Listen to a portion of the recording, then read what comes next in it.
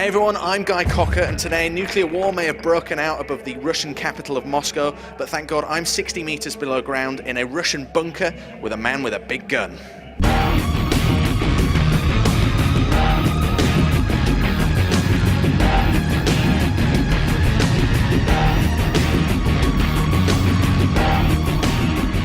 I'm here to interview Dmitry Glukovsky, whose book metro2033 is being brought to life in video game form by 4A Games and THQ. Let's go and meet the guys to find out more about the game and the book.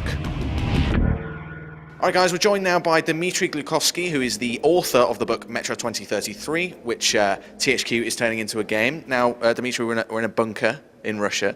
Tell us what it's like being here, seeing your book turned into a video game. When I first wrote this book, I couldn't even hope. Well, first of all, I couldn't even publish it because I was like 20-something years old, unknown completely, and the text I have sent to many publishers was rejected by every single one of them. So I decided to publish myself online. I created a special website with a very primitive Flash and HTML technology. And it was in this stage that it was found by Andrew Prokhorov from the 4A Games, who loved the story and who thought that he and his team, they want to create a game based on it.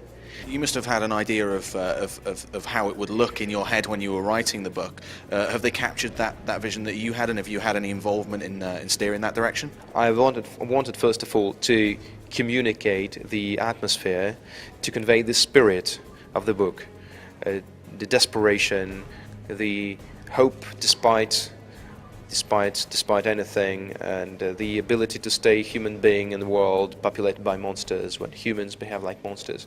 All that's very fragile things, and they managed to. The spirit and the atmosphere, and of course the main plot and the main characters, it all is preserved.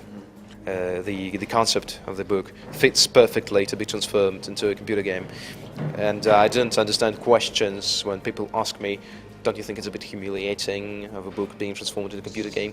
I think it's great that a book can be transformed into a computer game. Of course, a game as a movie, as any adaptation, castrates the initial idea of the book, but it makes it much more widely known. It makes it known to masses, to crowds of people.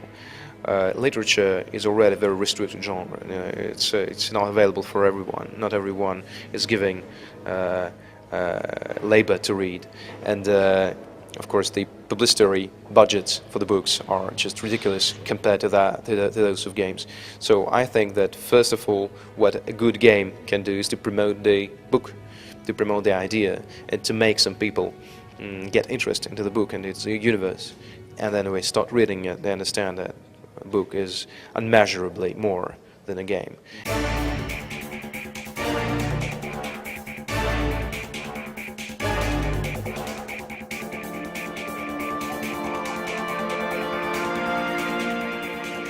From the onset of this project, the goal was believability. We want you to feel like you are in this world. Just speaking to Dmitry before, the author of the book, he said he said that the story is practically the same from the book, but he seemed to be quite happy to let you take it and adapt it so that it would fit within the game.